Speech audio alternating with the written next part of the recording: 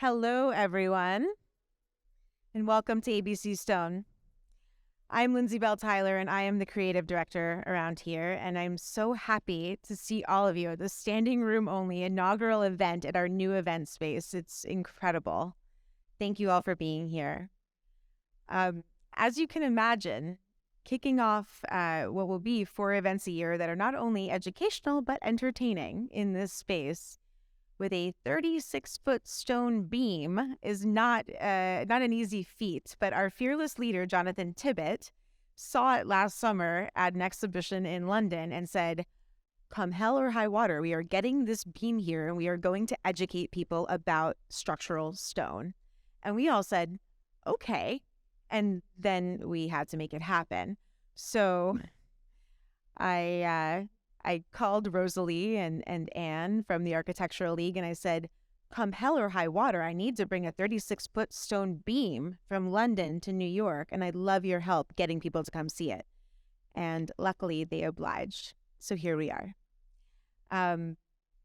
We could not be here at a more imperative time.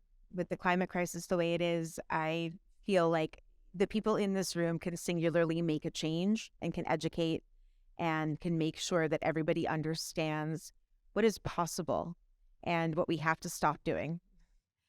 So thank you all for being open, and thank you all for understanding why we're here.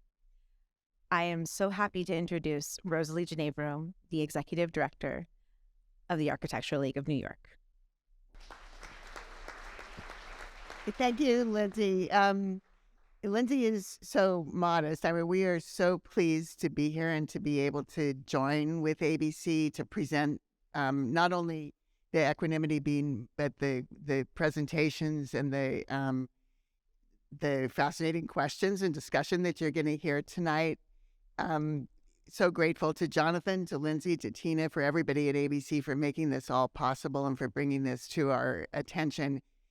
From the League's point of view, this fit in perfectly to a series that we began in February with an introductory. The series is called From Field to Form, and we began it with a program in February that was catalyzed by a remarkable book called Manual of Biogenic House Sections by LTL Architects. And at that introductory program in February, we also had presentations by Lola Ben Alone of Columbia and Mei Ling Loco of Yale and Jean-Sarah Ruth of Parsons School of Design. We're continuing this series. So this is program number 2. Program number 3 will be on Friday, April 28th, and it's titled From Field to Form, Making with Earth. And that one is organized by Lola Ben Alone and the Natural Materials Lab at Columbia.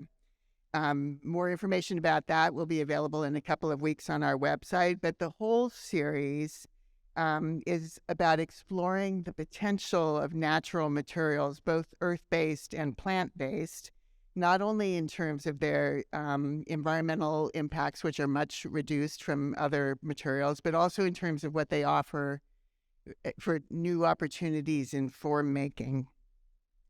The only other thing I would like to say is that I'd like to welcome and turn the program over to Nat Oppenheimer. Nat's a structural engineer and runs Silman, one of the premier engineering practices in New York and around the country.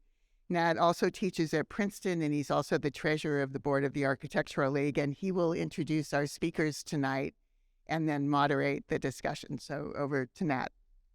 So Steve Webb has become a colleague and a friend the last couple of years because I've been fortunate enough to be the engineer of record on a couple of projects that he put his amazing structures into. So I very much am looking forward to this. Steve worked at Whitby Bird and Sinclair Knight Merz and Santiago Calatrava before he started his own firm. And he worked at those firms on prestigious projects, including the Wembley Arena and Turning Torso in Sweden.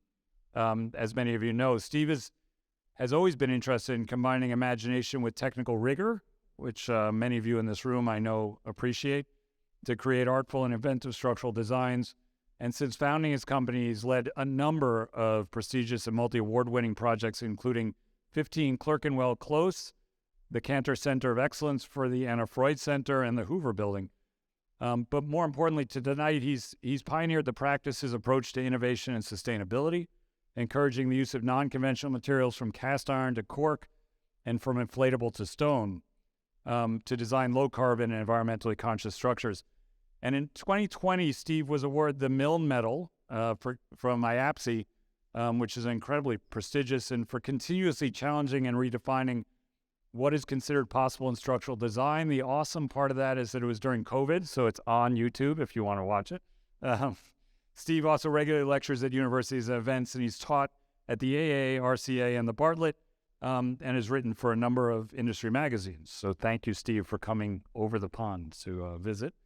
Pierre Bidaud has been a stonemason for 30 years. He left France for England in 1998 and developed an interest in design and contemporary architecture and worked on new stone projects in collaborations with designers. In 2009, a meeting with a structural engineer, which I assume was Steve, although who knows, reinforced his confidence in stone as a supporting element in contemporary building, and he embarked upon research to develop a new construction method, combining stone with steel and high-performance resins to create stone on steroids, essentially. And for 10 years, he's worked at the Stonemason Company with a growing team of stone enthusiasts, designing and developing stone staircases and structures to create works that appear to defy gravity whilst also being load-bearing. He is a strong advocate for pivoting of the stone industry towards the manufacturing of pre-assembled stone elements, and he believes a new generation of carbon-neutral hybrid construction should be proposed to architects, engineers, and clients, and that stone should again be considered as a commodity and not a luxury, and that's hopefully what we can get into tonight. I'm sure we will. And finally, Jonah Wurzer-Kinsler, who's going to join us for the conversation after the presentation, is a partner at Franken-Schotter in Germany's largest producer of limestone and environmental leader in the stone industry. So as I turn it over to him, I think what struck me tonight as I think about this is it brings back a lot of memories. I think Steve has talked about before, thinking about stone as where we were with CLT in the 90s and now where we are. So have an open mind as you watch all this. For me, it brings back incredible memories of being in Finland for conferences in 1999, 2001 on structural glass, when sort of people thought there was no way, and now we think of it all the time in that way. So, and again, it came from Europe, of course, over to the States. So we'll have that conversation after. Thanks very much. I think Nat is reading from our website that there's nothing more painful than having your own website read back to you. So you probably don't often hear engineers talking about morality. I think quite often we're facilitators for other people's visions, but I'm afraid I'm a little more opinionated than that. So we're going to talk about the social context of building design and engineering. People rather like engineers who design buildings that don't fall down. So this is the primary driver for hiring an engineer to design anything, is you don't want your buildings to fall over. You might get an engineer because you want to be more economical with the material, make your building a bit more affordable. An emancipated engineer will combine art and physics to make structures really beautiful and lift your building. And after all, architecture is structure, or structure is architecture. But we try and think a bit further forward than that. What kind of employment are we creating when we're building buildings? Are we creating work for machines, or are we creating work for people? What kind of work are we creating? What kind of lives are we engendering by designing buildings the way that we design them? In the 1950s, after the Second World War, there was a shortage of coal generally, and manpower was cheap and material was very expensive. And so the kind of structure that this engendered from, in this case, Luigi Nervi or Felix Candela in South America, Eladio Dieste in Uruguay, structures that are very highly designed, spend a lot of time designing them, a lot of time building formwork to minimize the amount of material. And we were kind of interested to think about the impact that income tax has on this equation. So you tax employment and you tax labor and design. You don't really tax material and machines. So in our society, we tend to over-rationalize, minimize design, minimize carpentry, formwork, and just chuck lots of concrete and steel at problems. CNC, everybody loves CNC. It's the future. Robots are going to make our lives absolutely amazing, but they're probably not going to make the lives of the people who used to do those jobs amazing. There'll be a lot of people languishing on universal income as a consequence. So how do we make decisions in the way we build that are good for society? The construction industry at the moment is deeply steeped in the fossil fuel era. All of the materials we use, steel, glass, concrete, brick, they all come from coal-fired processes, and they use unimaginable amounts of energy compared to any amount of energy that was used before. But immediately prior to this period is what we in the UK call Tudor, but this style of building is repeated all over the world. Timber construction, very, very lightweight, using a tiny fraction of the amount of energy that was used on subsequent buildings. So even in this case, the building just to the right of here, you can see the bricks, they burned lots of coal to make that building. They didn't burn any coal at all to make this. So when we're practicing, we design, in our practice, lots of steel and concrete buildings all the time, but we try to offer alternatives. So we try to offer alternatives that we think are socially better than the ones that we normally use. And people say, how do you evaluate this? How can you understand what materials have high carbon or what materials don't have high carbon? And there are lots of spreadsheets and websites to work this kind of thing out. But for me, it's very simple. If there's fire in the process, then clearly it's a high carbon material. If there isn't fire in the process, then it isn't. So we're pushing generally to build more with timber and more with stone. So what is the impact? So the social, the biggest social challenge of our time is global warming. What are the impacts of these different materials duty for duty? So this is a 2 meter, I've got to convert to imperial 7 feet. Sorry, 7 feet, a 5 bushel car. These are all sections that are capable of supporting that car over that gap. So this is an 8-inch by 4-inch piece of timber, narrower pieces of hardwood, 2.1 millimeters of steel, 28 millimeters of concrete, 22 millimeters of post-tension stone, like the thing hanging over your heads. Thank you for whatever modeling you're doing. Yeah. These are the sections that have the same stiffness. These are the carbon footprints per meter of those beams. So it's about 50 pounds of CO2 per meter for the tiny slither of steel, 14 for the concrete, 5 for the timber, and minus 16 if you consider the sequestered carbon in the timber, only 1.5 for the stone. And the reason is the stone is very strong. It comes straight out of the ground and it's already made. We, in our incredible construction industry, take 15,000 PSI limestone, we crush it up, we get a lot of gas, we burn it, not only releasing the carbon from the gas, but releasing the carbon from the chemical process of making cement. We get fresh water and sharp sand, both of which are in short supply. We put up formwork, reinforcement, backpropping, vibration, releasing agent. 28 days later, we have a piece of concrete with a strength of 4,000 PSI. So we've thrown all these industrial processes at this piece of material, and we've rendered it with 1/5 of the strength that it had in the first place, which to me at least seems a little perverse. There are probably historical reasons for that. People question, is stone sustainable? It's going to run out. Somebody asked me what's going to happen when all the stone runs out. So we're going to be floating around the sun in office buildings and the earth will be completely consumed. Actually, impossible. 7 billion people having a chunk of stone this big is a 40 kilometer by 40 kilometer by 20 meter deep quarry. So the earth's crust has unimaginable infinite volumes of stone. And if you ever got close to exhausting the stone, a lot of new stone would come bubbling up out of the ground in its place almost immediately. So in some ways, we're harvesting geothermal energy to make a building material. The default solution to decarbonization of building is timber, and we were interested in land use. So the UK, obviously, we have very little land, and we like to build. Where are we going to grow all these trees? So this is a tree, has about 1.5 cubic yards of material with God knows what, 7.5 newtons per millimeter square is pounds per. Maybe Nat can help. Maybe he's bilingual in the units, but a small quantity of a very weak material over a 25-year period. So the tree takes a long time. Underneath the tree, 500 cubic meters of 150 newton material, much stronger, in about 3 months. And you can see this is the Estayade quarry in the south of France, that quarrying is going to get you a lot more material than growing a tree on the surface acre for acre. Stone is, as I said, much stronger than concrete compression. It's also stronger in tension, and it's also stiffer. So when concrete sets, it's got a lot of water inside. The water evaporates, and when you compress the concrete, you expel the water, so it has long-term shrinkage and creep behaviors that stone doesn't have.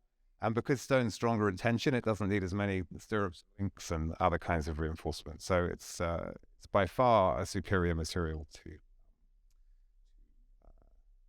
concrete. Actually. Voilà, vous pouvez m'écouter maintenant. Donc, je suis très content d'avoir cette audience ici à New York. You can translate, Steve? No. No? Okay. So, sorry. I thought it was a well-educated audience. I was mistaken. I will have to revert to English. And thank you, Steve, for giving me the It austerity. hasn't worked out. I'm the boring one and he's the funny one. And he's the engineer. I'm the stonemason. So kindly, Steve decided to give me the austerity chapter, which is going to make you. I'm going to try to make it as light as possible. Next slide, please. So this handsome French architect, is Fernand Pouillon. In 1950s in France, in fact, straight after the war, 1945, France was on its knees. Most of the steel, most of the concrete has been used to reinforce the Atlantic coast. Our coal furnace were just not working at all. If you wanted to bring some steel from Marseille to Paris, it could take you 2 weeks because the trains were not working anymore, bridges had been blown. And to reconstruct France and the affordable housing, you need a material that you could get quickly and cheaply. And Fernand Pouillon decided to come with the idea of rebuilding France with something we have a lot, which is not genius, but stone. Now you are going to do the conversion because I'm the stonemason, I don't do numbers. In 1950s, the French government commissioned a study on the use of energy and see how we could build as quickly as possible. And for 1 cubic meters of concrete, you needed more or less 225 kilo of coal. 500 pounds. Yes. And to do exactly the same for the cubic meter of stone, you just needed 10 kilo. So quite a big difference in the use of the material. So the French government, with of course some of the money of the Marshall Plan from America, was able to develop a new industry, a new stone industry based on a heavy mechanized quarry. Those quarry were going to each quarry, for example, if you're an architect building in Bordeaux or in Paris, you would have used the module that was available in that quarry. You were making the quarry work as much as possible. So the module was going to be different from the east to the west, to the north and south. Thank you. And Fernand Pouillon built those affordable housing, not Fernand Pouillon only, but many other French architects all over France, as I say, from 1950 to 1970. And it really, when we said it was the austerity, it's in England in the last 13 years, we had an austerity economy. And in fact, when you look at the two conditions, 1950s and now in England, you've got this age where energy is become more and more expensive, and the labor force a lot less affordable. And sorry, if you can go one back, please. Thank you. You can go forward and back. Jesus, fantastic. So this is a 60-meter tower built all in solid stone in France, in Algiers, in 1956. There is something about it on one of the placards here. And except the concrete slab, all is made of roughly cut stone from the quarry. So straight from the quarry to the building site. Thank you. And between these two pictures, you've got more or less 70 years, but you've got exactly the same philosophy of using stone as quickly as possible and as efficiently as possible. So your keen architect eyes would have spotted that this height is just made in 3 pieces of stone. So the stones are 1 square meter, so a lot of feet square. So they are a lot easier to fit than your small blocks of stone. And these buildings are in Switzerland, built last year, were very much the same philosophy of the 1950s France way of building. Okay. One step at a time. We're full of... Because one step and we do staircase. So when Pierre and I met, Pierre was selling traditional stone staircases, and this is quite a traditional stone staircase. But these staircases are typical all over Italy and Europe, and probably here as well. One stone sits on top of the stone underneath. We call them cantilever stairs. They don't actually cantilever. The load trickles from tread to tread, and because the treads are fixed to the wall in the background, then they stand up. So we started to design those kinds of staircases, but Pierre could only sell flights of stairs to people who had a wall next to the stair. So we began to experiment with how we could design free-spanning stairs. So this is an early prototype of a cable stressed stone beam, 2 inches deep, 10 foot long, 2 half-inch cables running through there with 5 tons of pre-stress. The cables curve so that when they're stressed, they lift the weight of the stone. They push the stones together end on end, and we were better at designing stone beams than taking photographs, unfortunately, and now that thing is in the skip. We didn't have the budget. But we worked through and we started designing, first of all, short, straight spans of staircases, then slightly curved helical spans, and then big helixes. And it's a very succinct and simple solution. Each tread is an individual stone. The cables go through the middle and jam them together, and we're able to make these structures. We did some prototyping and screwed it up, and eventually we figured it out. This is Pierre's torture chamber for a staircase. Torture chamber for the staircase, so the blue things are full of water. And this was the first a really big helical stair that we designed. Again, you can see that it's shallow. The kind of typical solution to this is to build a concrete stair or a steel stair and overclad it in stone. But you can imagine, how many additional activities are involved in doing that and how much additional cutting. So I'm hesitating because I think we're out of order, aren't we? No, it's still good. It's still good. Well, I'm not listening to you anymore, but I it seems like I listen, but no. Just you talk now. Okay. That's not mine. That's yours still. Yeah, still yours. Okay, so don't wake me up. So we designed all these very crazy staircases. This one has a single cable through the middle, much more zoomorphological than the other ones. But we didn't really do this to serve the high-end property market of staircases, although it was an amazing testing ground because there's a lot of money in this and we're able to experiment. People want audacious structures, but what we really want to do is build buildings. I wasn't out of order, sorry. Yeah, it's okay. I still know the building, so that's fine. So in 2016, you both sent us commission to build a stone staircase made of solid stone blocks. It was going to be a brick building, but Amin decided to look into a more efficient way of building with using sustainable material like stone. And Steve and his team, the next one, invented. At the time, I was naive. I thought you added a bit. Load-bearing building. We did. The very first stone building in the world.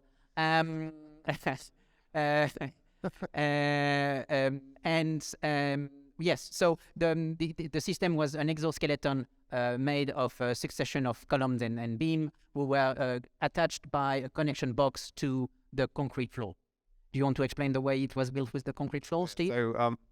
So if the subcontractor was the same person building the stone as building the concrete, they would coordinate themselves and they would share hook time on the crane and it would be really easy. But they're obviously not. You have stonemasons and concrete contractors.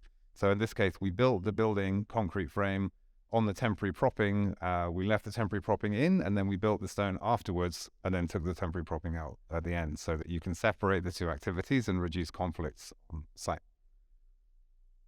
So working on the same philosophy of Fernand Pouillon, Amin Taha decided to go for a very honest and raw finish to the stone. So again, to simplify the finishes and to simplify and make the stone a lot more affordable, he decided to go for how the stone gets out of the quarry. So split or just the raw crust of stone. And I think on the next slide we can see it. Maybe the next one. Yeah. And you can see here that he decided to leave some what we call a sawn face, which has been cut by our big saws. Again, this exercise was about economy of energy and efficiency. I think the next one. Thanks. Okay, that's yours now. So what else can we make? So the stairs are really complicated and very difficult to analyze, but actually simple beams and columns, very easy to analyze, and these are building components that we can use anywhere. So we make standardized rectangular blocks. We drill a hole through the middle, we put a cable through the hole, we have a cuff and wedges to hold the cable at tension, we put it through with a jack, and we can make a beam. We can do the same thing with stone to make columns.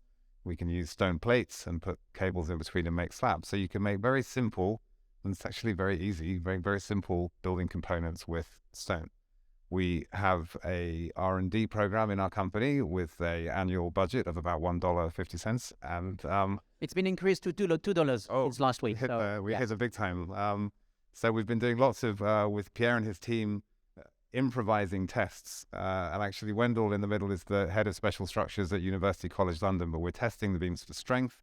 We were really concerned that if we make a limestone building and it has a fire, if you burn limestone, you get cement, referencing the earlier slide. So we're worried if we have a fire in a limestone building, we're going to end up with a nice heap of cement afterwards. This was a fire test of a 600 by 300 beam spanning 7 meters, 7 yards, 20-something feet, with two 10-ton loads on it. Actually, because concrete has water in it, when the water reaches boiling point, it turns to steam and it explosively spalls the concrete, exposes the rebar melts and the beam falls down. You didn't get that with stone. It just sat there passively, and we got 3 hours of fire resistance from this beam. So in a 1,000-degree furnace, so very effective.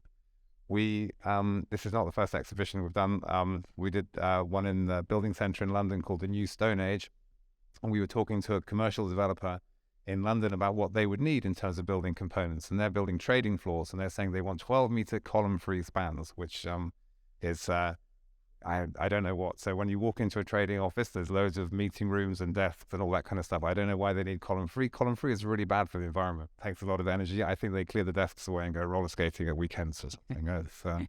But anyway, this is a 12-meter span, 450, 1.5 foot deep, 8 inches wide, 2 cables, 2 half-inch cables running through there, and a 3-inch stone slab on top. So it's kind of useful, very simple building component.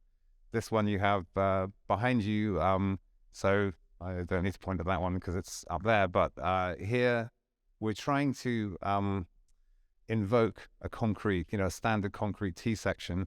What we have in the ends is recycled granite, so this is recovered from a Pomo building. Granite's much stronger than limestone, so we're using the granite in the points of high stress.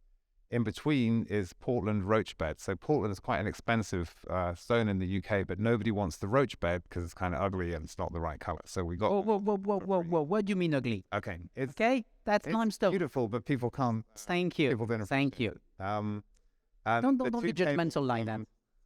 Stop heckling. It's not ugly. So you have the 2 cables. The cables curve upwards to a crest in the middle and down towards the end. So they're kind of tenons on the top of this. And yeah, it's supported on a timber trestle. So in both instances, we're making a point about the combination of timber and stone, and actually the stone being quite light and the timber being quite strong. Yeah, go on. So we're looking at other ideas and ways of using stone.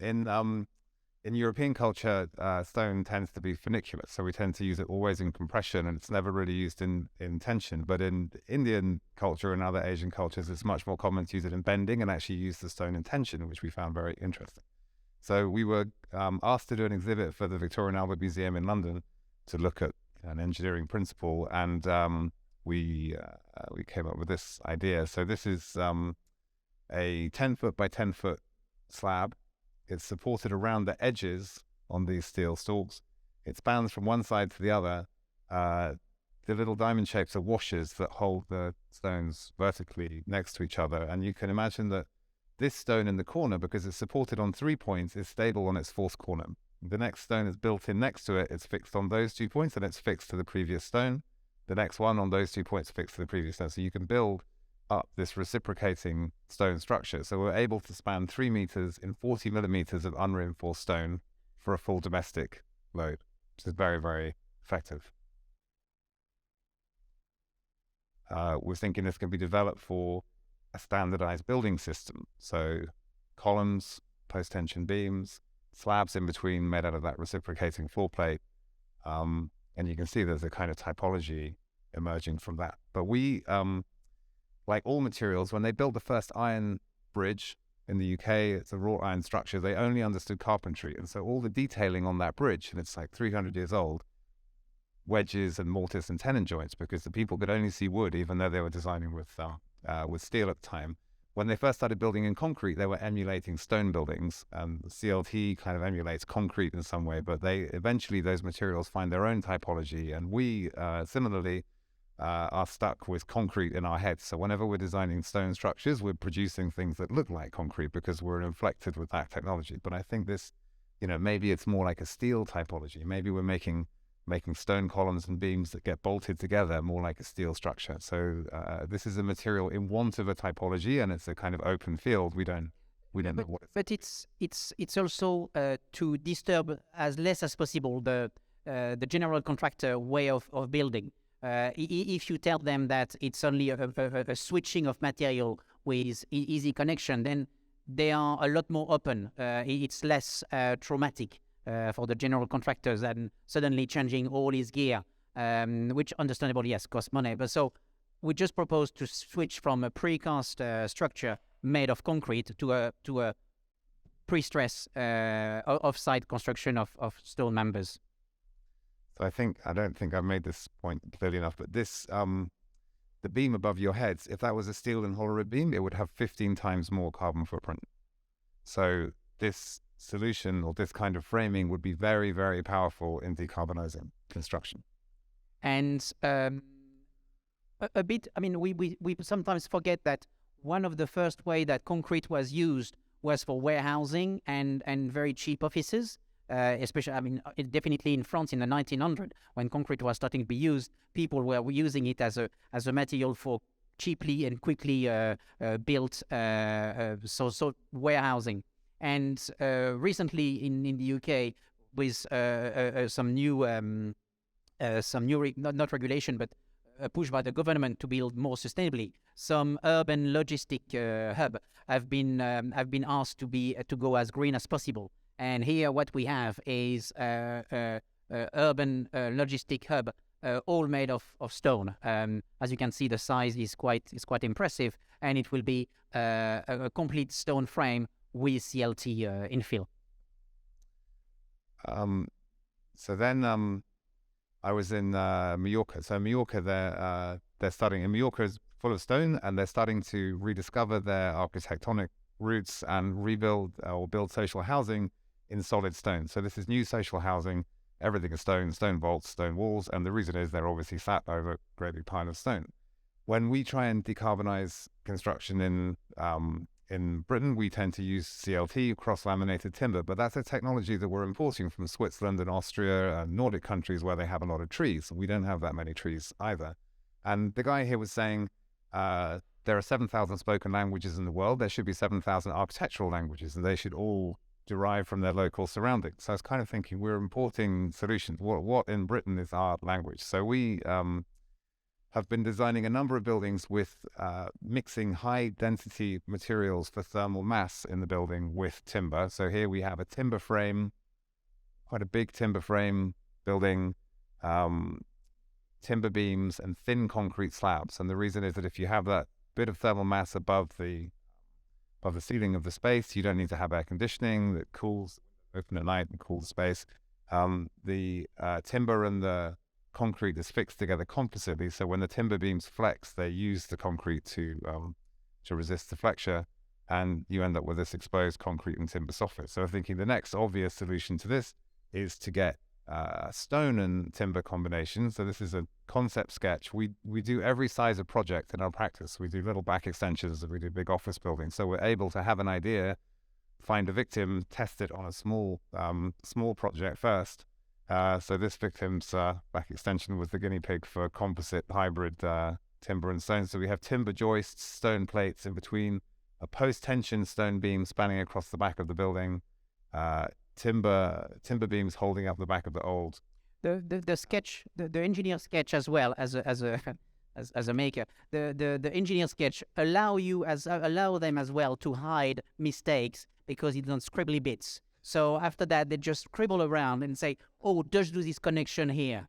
Okay, and you look at the drawing and you say, oh, it's beautiful drawing. That can only work. And then when you go back to the workshop and you look with the guy, you say, what have they done? But it's still a beautiful drawing, Steve. Yeah. Yeah, I take back what I said about CNC. Sometimes it's a really nice job to deal with craftsmen. So this is this one built, and these are my terrible iPhone shots of a site in construction. But post tension beam for the long span, timber post holding the post tension stone up, timber beams, stone in between. And, for us, where we have just a little bit of stone and a little bit of timber, this kind of typology is great. And actually, it's acoustically quite good, and it's good in fire, and it means we don't have to have air conditioning, and it's quite beautiful to look at. And we find a typology that responds to our local.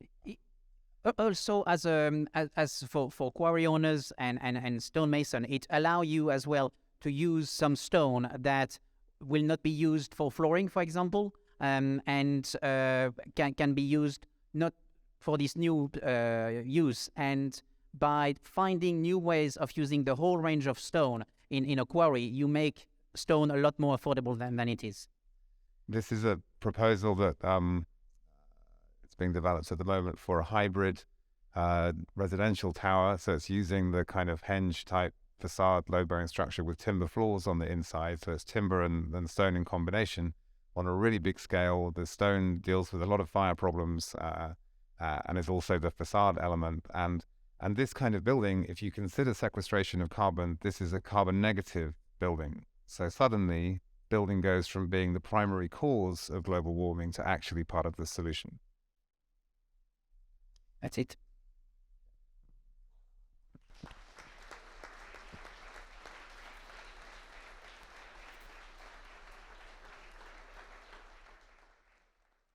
Thank you. I think we should just stand because that's like a comedy routine you had going there. That was excellent. And I have to say, Steve and Pierre sent me their slide deck. It was like 85 slides, and I figured, no problem, I have nothing to do tonight because it'll take too long. But of course, you did it perfectly. So now I have to moderate. I really appreciate both of you coming and giving this presentation together, because I think what's so important about this discussion and about the work you're doing and about the way we think about this, and we don't think about it often enough, in the world we inhabit, where everything is bifurcated into designer and builder and everything else, is how important it is for these collaborations to make this a success. So without further ado, I do want to invite Jonah into the conversation, because I think a big part of this work is not only the design and the fabrication of the work, but the material. And I think, Steve, you put up an incredibly compelling slide about the carbon footprint and about the amount of stone on Earth, but from the quarry, in terms of, somebody who runs a quarry that really thinks hard about sustainability and so on. Take it away. What can you tell us? So obviously we need to take stone out of the ground, and we're using theoretically, it's a non-renewable resource. The stone is 150 million years old. It's going to take a while for that to come back. So as we take it out of the ground, we need to make sure that we're using it in a very responsible way. And you need stone for a lot of things. You need stone for, road construction. So we're using all our waste. We have no waste. We want to use everything down to the last bit, the last crumb. So we're trying to always think of new ways how we can create more value out of what we're taking out of the ground. So as we're cutting stone, what the cutoffs, that's going to be crushed up, used for aggregate, could be used for fertilizers.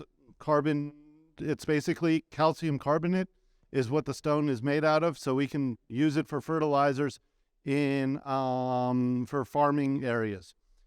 As we move the quarry, it also creates biotopes. So the areas that we have in the quarry, right now, we actually have a Eurasian owl eagle that was thought to be extinct, but because the quarry areas is creating cracks, we're finding all these wildlife returning to these areas and really thriving in these areas in these quarries that we have.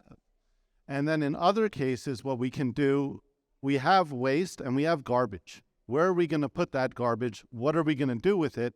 So we can actually deposit that in the ground, reclaim that and renaturalize that area in that quarry, and we're bringing that back to nature. So as we move, we're not leaving vast areas open of quarry land that is maybe looking at unsightly, but we're going to fill that up. It's going to be renaturalized. You're going to walk on top of it. You're not even going to know that that there was a quarry there. So that's one thing from the quarry is what we're doing, and what we're very focused on is being sustainable in that manner. So, and we are going to ask for questions at some point soon, so please come forward with some if you have them. I think one of the things that struck me, and as I said at the beginning before you started, I think the analogy that's in my head is early days of structural glass and the collaboration between between the glass fabricators, between the engineers, and it was not codified. And that was part of the fun of the whole thing, right? And you guys have been doing amazing work playing in the lab and building amazing structures, but it's been very much because you trust each other and you've been able to fail and then succeed. What as you look at these buildings now, as you're getting into you're already in the market, but as you're getting into the occupied building arena, what are you seeing in terms of code officials and so on? As we talk, I don't want to make it just about engineering, but as we talk about scaling this up beyond just an academic study or a stair for a private residence, what are you seeing in terms of acceptance, not just for fire, but just redundancy and so on? Are you finding no problem, or are they accepting it based on testing, or how's it going? Yeah, I think we, I mean, there are codes for stone for facade use and for decorative use, and there are odd codes around in different countries, but not very comprehensive codification, and not really very good codification of supply of stone. So you can't go and say, I want a 30 Newton stone and get guarantee from the quarry that the stone is going to be there. So we're always having to invent methods of calculation and ways of demonstrating that what we're doing is safe, and ways of assessing the stone's inherent properties before we use it. But actually, it's quite similar to some uses of concrete, post-tension concrete, to other masonry codes. So we find codes that are analogous to stone, and we tend to shadow or follow them. And what we can't do, we demonstrate by testing. So the Eurocodes all have testing routes, so you can use testing as a way through the codification. The UK has quite a permissive regulatory environment. The only building control thing for structure is your building shouldn't fall down, and you can demonstrate that it's not going to fall down in whatever way you want, or you can follow all these regulations. So we work in an environment that's not massively regulated. But we find that people are far more concerned about timber. I'm very, very nervous about timber because of fire and durability. They're not so, and I think people's concerns about structure tend to be, we're not in an earthquake zone, so I think also it's a slightly more benign environment. But yeah, we found stone appears to be quite traditional, even though we're using it in this way, and it doesn't excite the checking authorities in the way that other materials do. Yes, the question is. One of the question, of course, is scalability. Can you scale these things? So the first thing is quarries. Can quarries handle suddenly a triple, quadruple of the production of stone? They can. They just don't do it at the moment because most of what they ask to them is just cladding or flooring.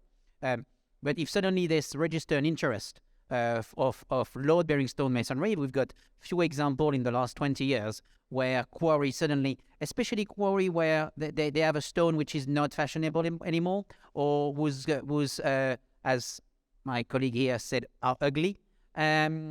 You just discover that suddenly there is a lot more interest. The quarry that was used for the Plan des Ouates just next year was a quarry which 20 years ago would have closed because you couldn't do flooring, you couldn't do anything with it that was of its time. And now they just got a order of 2,000 cubic meters. They've got another 4,000 to produce this year. And you can see this shift happening. So scalable, it's possible. And again, if you work with the general contractor just to change as little as possible their habit, then I don't see it as a problem. I think one more thing to add to it, because this beam may look expensive, But if this can be done in really an industrialized process, and you can repeat that, a lot of the stuff that we have expenses in stone is because every single piece of stone on a facade is often a single piece of stone on the facade. You'll have a left end, or all the sizes are different. So we're challenging the economies of scale here. And what we have here is we can really make this an industrialized process, and then we can shoot it out and really gain from that economy scales to drive the cost down. Yeah, actually, building on that, there's a beautiful sculpture in Boston, the Collier Memorial that Halle Yoon designed. And there's, not to get too engineering on the whole thing, but there's a whole backstory that's pretty fascinating about the engineering of that arch and whether you put pins in or not. I won't go into it here. But part of what came out of that story, which was fascinating to me, was just how precise the stone had to be quarried in order to achieve the arching that was aspirational there, or it was achieved there. And so I guess my question for you all, as well, as you're doing these structures, is there a precision to the work that you see that's above and beyond a sort of standard conventional facade stone cutting, or is it exactly as you did before and just putting them together in different ways for structure? I mean, we have, compared to concrete, we've got a small amount of knowledge. It's only 6,000 years that humans have been carving stone. So we do achieve a good level of detail. I mean, the work that is done here by our colleague from ABC Stone and Precision Stone is a case in point. You know, precision has been always something very dear to the stonemason, and your quarries as well do that. So it's not a problem of precision. It's just a problem of prejudices and stone being seen or as a luxury or as a heritage building, a heritage material. With what goes with it, a heritage labor force. I think we need to move away from that. I think, again, in some of the construction we are doing, following the precept of Fernand Pouillon and other 70s architects, our joints are just 10 mil. I know Jonathan just breathed. It's 10 mil joint. I know it's huge, but it's made for efficiency because the module of stone are very large, so they are over a meter. So sometimes the blades that cut the stone can be a bit of imprecision, and it's just pre-assembling as well in a controlled environment. That's why we do a lot of pre-assembled system. It's just to be in a controlled environment and be able to modify very quickly if there is any imperfection. I think that's, and so Steve, one question for you: when you were talking about the trading floor at 12 meters, and I agree with you. I mean, I think I've talked about this before, when you see the number of times that old factory buildings where the columns are 18 feet on center get adaptively reused for new uses, the idea that you can't have columns in the middle of the trading floor confuses me as well. But what's the ideal length? As you've been looking at all these different structures in your mind, is there a sweet spot for these structures, or is it just what, if the client asks, we'll keep going, or is there some point at which you say this is the right use for this? Yeah, I don't know. I mean, I would have a hunch it's about 6 meters, 20 feet, something like that, but I don't really know. I mean, the tendency to build column free, I think, has huge energy repercussions, and there are airports all over the world that have 100-meter spans, huge monumental structures spanning over the airport. So you walk through the airport and there's stuff everywhere. There's a bollard every 2 meters, and little tapes, and you have to walk in snakes, so the idea of making airports column-free just seems to me absolutely idiotic. And trading floors are the same, so we can't plan a space around a column, of course, but I don't think people were not carbon literate. They don't see, you see a big steel building going up and you think, great, construction, but actually that has serious consequences for the environment, and people should be more responsible. Choosing steel over other materials, it's on you. I was saying my employees, there was a big climate march in London in Trafalgar Square, and my employees came to me and they said, "Oh, can we go join the climate march?" And I'm like, who are they protesting against? Oh, carbon, industry, that kind of stuff. Oh, what kind of industry? Oh, concrete, steel. Who's choosing to build out of concrete and steel? Oh, I suppose we are. It's like, yeah, they're protesting against you, actually. So maybe you don't want to go down there and, you should stay in your office, design your buildings with timber, or get some of the steel out of the building. People really need to start seeing, the way that you see fat in food, or sugar. You need to see carbon in building materials, and you need to just be literate and understand it, and then try and avoid it. I think that's Yeah, it's really it's really as well what I find exciting, and that's why at the stonemasonry company, something that was very would change our way of building was starting to understand how engineers things, how architects things, and meeting architect, having architect coming to our place like it's done today, because there is a big missing thing, which is education. I believe that the architect and engineer to a certain point has been alienated in the last 15 years and are not that close and intimate with the material that they should be. So if you do not know the material, if you don't know how things are built, you are going to commit some sins of energy, if I can say things like that. I do believe that's the first thing, is this sort of putting in silo architect, makers, engineer, and that is counterproductive. And we can see a big thirst of architect who suddenly, an engineer who suddenly realizes, wow, I didn't know that stone was cut like that. I did not know that wood was being put together like this. So we just need to mix more. Well, it's funny because that was going to be my next question. I mean, it's interesting. So you're in a room mostly of architects. Yes. And are the designs you're doing now of the built structures the same architect, or are various architects coming to you? Or as you said, do you just sort of spring on some architect client that well, why not do it in stone instead of wood? Sure. Well, I guess we get the architects we work with tend to select us because we do weird stuff, and so we get a lot of business like that. But we will try and foist it on projects where it's not typological. So we're designing an energy center at the moment, and it's what do you call it, heat exchange energy center, and they're like, oh yeah, we'll put up a big steel frame. And the whole point of the energy center is decarbonizing, and you're going to put 1 million tons of steel in the structure. Why don't we do a stone frame? And everyone's ridiculous. Did they do it? But you have to be tenacious, and you have to throw these ideas into situations, and you have to push them and advocate for them. And if we all just sit there doing what's conversationally convenient in design team meetings, then we're just going to carry on doing the same old stuff that we've been doing. I mean, Pierre, to your point of it, we've been doing this for 6,000 years.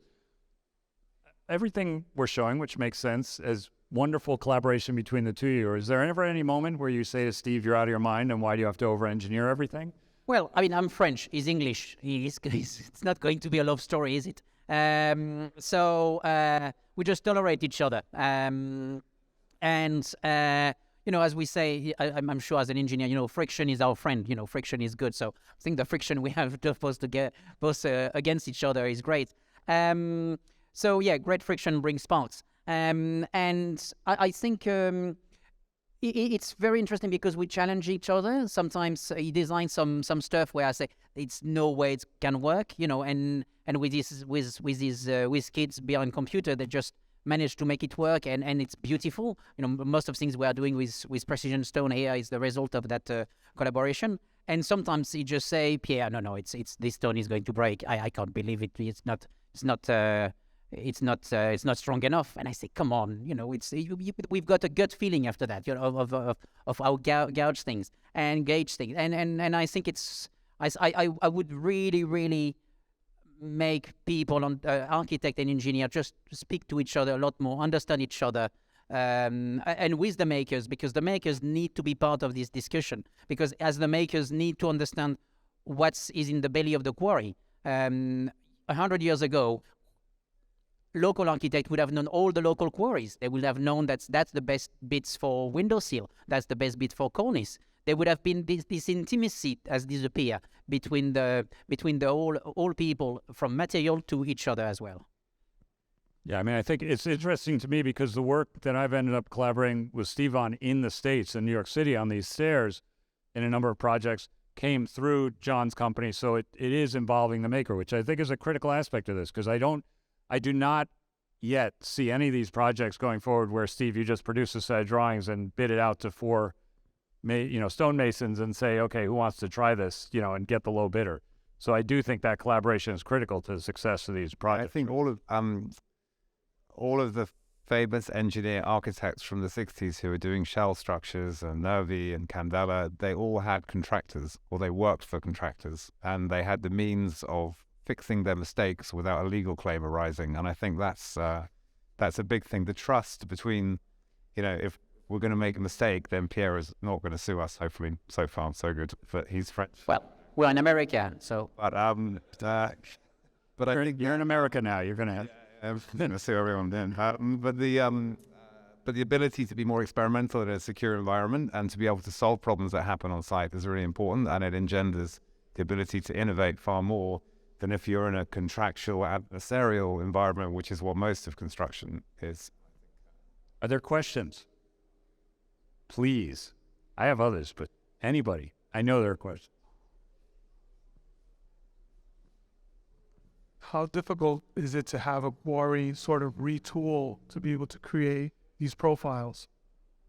How difficult is it to get a quarry to retool to be able to make these profiles? Or is it the stone fabricator that just takes it? So that is a stone fabrication.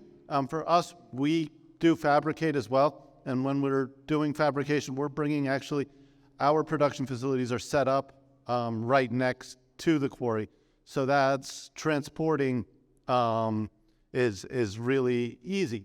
Now, this thing, if we can set it up here and we know we're able to produce this in mass, this becomes very efficiently to be able to be produced because we're just doing a single process and then we can really get economies of scales going. So, with basically a bridge saw, if we have 4 saws set up here at different angles, we can basically just push stone columns through that and end up with this. So from a production standpoint, when we're able to standardize this, then this becomes really exciting. So I have a question here. I am a stonemason in Portland, Maine, and pushing a group of architects that I work with to be specifying load-bearing stone. And it's a strenuous push. And one of the biggest hurdles I face is cost. And the cost of stone in the United States is so high, volumetrically so high. And they would rather throw it away and crush it than they would give it to a stonemason who wants to build in stone for a low price. So my question is, how do I start that conversation and how do I change someone's mind? Typically, I work with Polycore, so... Well, there is Polycore people here, so have a go at them. I think it's so. I'm a stonemason. I used to despise quarry owners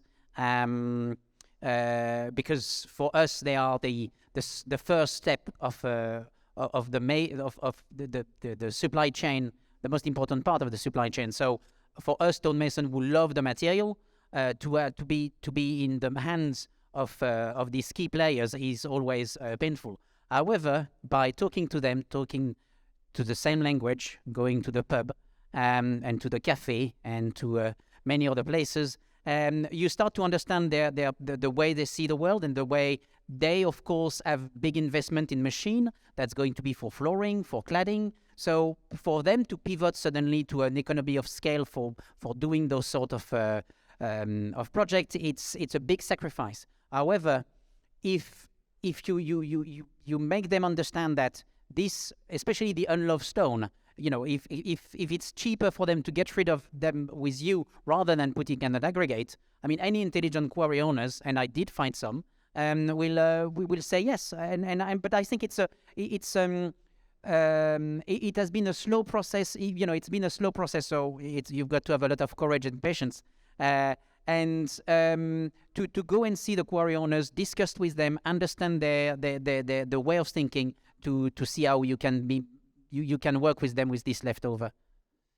And I think one thing here where we're talking about is a lot of it is going to be shipping costs. And we get afraid of when we're talking about shipping stone from Germany to here. But actually, when you look at it, and there's been studies on this, that if we go on a 30-mile truck ride with our container, then we're going on an 800-mile or about 600-mile train ride, and then which carries a whole bunch of containers, and then we're going on a boat which carries 40,000 containers. So a shipping container obviously has a lot of carbon that's going out, but we're 1 out of 40,000. And when we're taking a truck from Indiana and bringing Indiana limestone to New York, that's actually worse than bringing it from Germany here. And people are doing all sorts of things, are bringing stone from the US to Germany or to Europe to have it fabricated. We're not a big proponent of that, but that is what's happening. So for us, there's always going to be stone, beautiful stone, but it doesn't express the architectural desire or the intent maybe.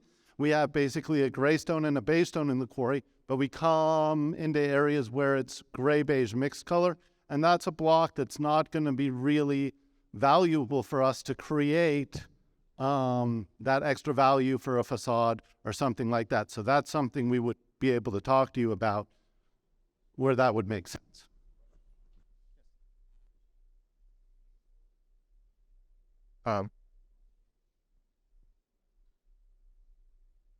What?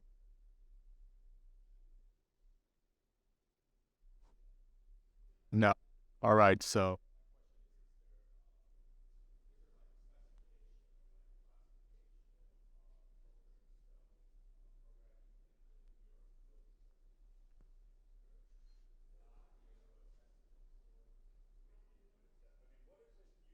Usuri in London. Here. But if there is that,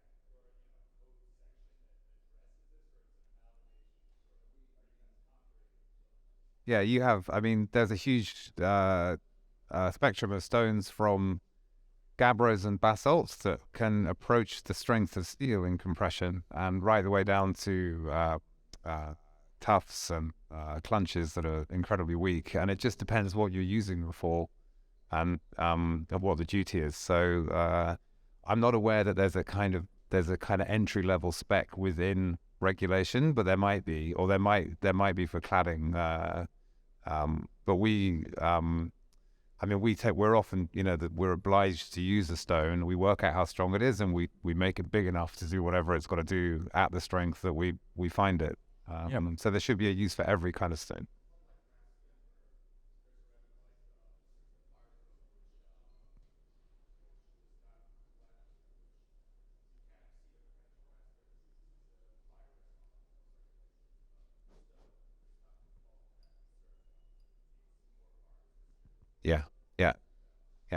Yeah. Stone as well. There's not very much evidence for the fire resistance of stone structures, but when we've tested it, it's been really good. So if you do a big building, commissioning a fire test for an individual piece of stone, I think it's quite low risk, and but you need to test it. But I don't really know much about US regulation, and as I say, the UK is it's particularly permissive, actually. So maybe it's harder here.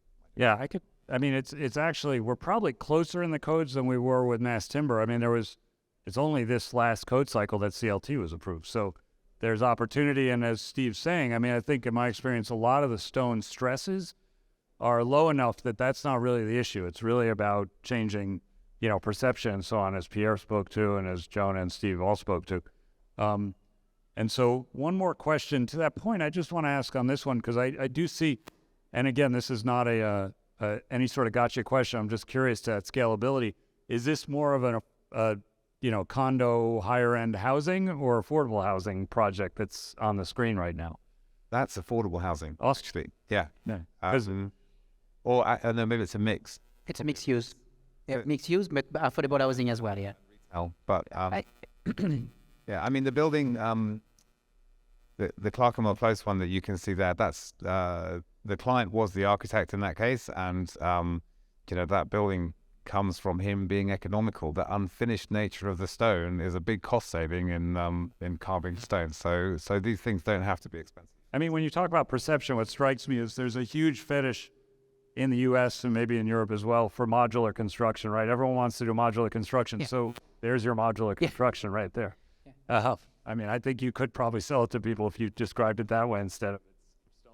No, completely. That's why some architect is saying, "Oh, I'm using natural concrete." Yeah, that's exactly. One more question right there.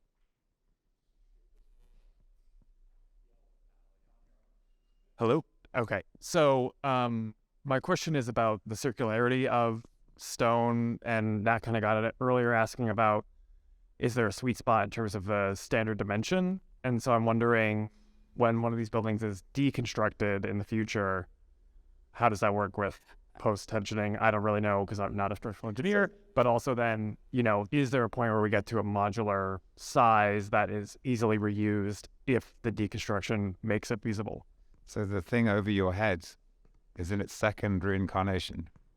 So this was taken to bits and put back up here. So completely circular in principle. I think the enemy of circularity is bespokeness. So every building being very specific and being designed to very specific requirements, make circularity very difficult. But actually, in the way that if you're designing a masonry building, you stick to a particular module in the dimensioning of the building. If we had that kind of discipline in other areas and produce standard components, then it could be completely circular. But there's no reason not to de-stress this, cut it up, drill holes in it, use it another way. And actually, we've been harvesting stone from collapsed buildings and drilling them and pre-tensioning them and making beams out of them. I think it's important not to keep the stone as big as possible for as long as possible.